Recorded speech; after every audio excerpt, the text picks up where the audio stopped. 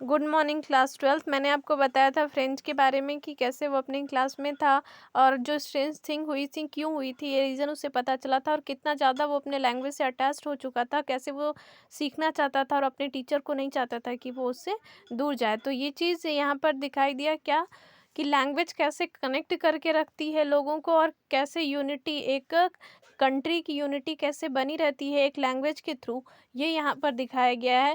और एक छोटे से बच्चे में सेंस ऑफ पैट्रियोटिज्म कैसे खुद से ओरिजिन हुआ है उसका, ये चीज़ यहाँ पर बताया है। तो ये सारी चीज़ें, ये जितना भी बताया गया फ्रेंच के बारे में, टीचर के बारे में, केवल एक ही उसका पर्पज़ है कि कैसे एक लैंग्वेज कनेक्ट करके सभी लोगों को रखती है, कैसे हम अपने कंट्री से अटैच्ड रहते हैं अपने लैंग्वेज के थ्रू, ये चीज़ यहाँ पर बताया गया है। आगे देखिए, after the grammar we had a lesson in writing.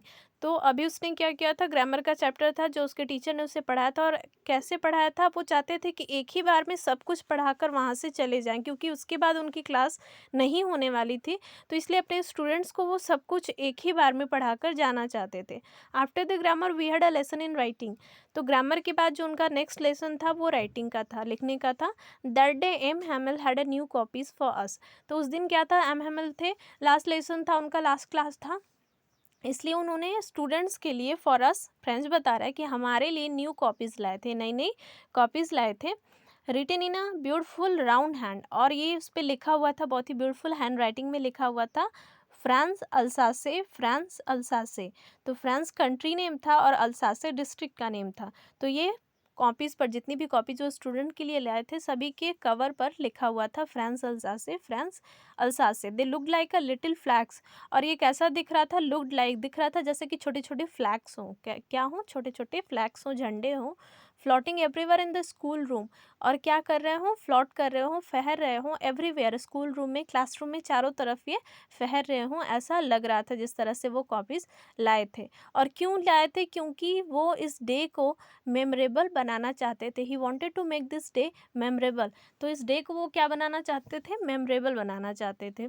Hung from the road at the top of our desk. और जब ये डेस्क पर रखी गई थी, ये जो कॉपीज़ लाए थे डेस्क पर रखी गई थी, eight the top of the desk, तो जो रॉड लगा होता था डेस्क में, वो इस तरह से लगता था जैसे कि छोटी छोटी जो फ्लैग्स लगते थे, जो कॉपीज़ पर लिखा हुआ था, तो छोटे छोटे फ्लैग्स लगते थे, तो वो लग रहा था कि उस रॉड से लगे हुए हैं, उस रॉड से लगे हुए हैं, उस डंडे से लगे हुए हैं। You ought to have seen how one everyone set to work. और आप काश देख पाते, you have to been seen, काश आप देख पाते, हाउ एवरीवन, कैसे सभी लोग अपने काम में लगे हुए थे, सेट टू वर्क, अपने काम में, लिखने के काम में लगे हुए थे। हाउ क्वाइट इट वॉज, और कितनी शांति थी।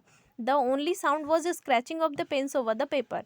और जो केवल एक साउंड आ रहा था, वो क्या आ रहा था, जो पेपर पर पेन चलने की आवाज़ का, स्क्रैच का, आवाज़ का, यही केवल एक साउंड आ रहा था लिखने का, और कोई भी साउंड वहाँ पर नहीं आ रहा था। मतलब बिल्कुल ही शांति थी। वन सम बीटल्स फ्लीव इन। और एक बार क्या हुआ, उसने बताया कि कुछ टाइम के लिए बीटल्स, काइंड ऑफ इंसेक्ट, एक इंसेक्ट का काइंड होता है बीटल, तो वो फ्लीव इन, अंदर उड़कर आया, but nobody paid attention to them. लेकिन उस पर कोई भी ध्यान नहीं दिया, जितने भी स्टूडेंट्स थे, जितने भी वहाँ पर विलेजर्स थे, किसी ने उस बीटल्स पर, उस इंसेक्ट पर ध्यान नहीं दिया। Not even the littlest one, यहाँ तक कि जो छोटे छोटे बच्चे थे वो भी उस पर ध्यान नहीं दिए।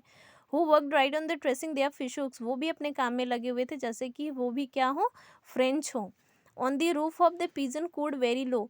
और रूफ पर, सीलिंग पर, छत पर, क्लासरूम के छत पर, सीलिंग पर, the pigeons cooed very slow. Cooed का मतलब साउंड ऑफ द पिजन। तो पिजन क्या कर रहे थे, अपना जो उनका साउंड होता था वो उस तरह से बोल रहे थे, वेरी लो, बहुत ही धीमे धीमे। And I thought to myself, मैंने खुद ही सोचा, it's a very important line, will they make them sing in German even the pigeons.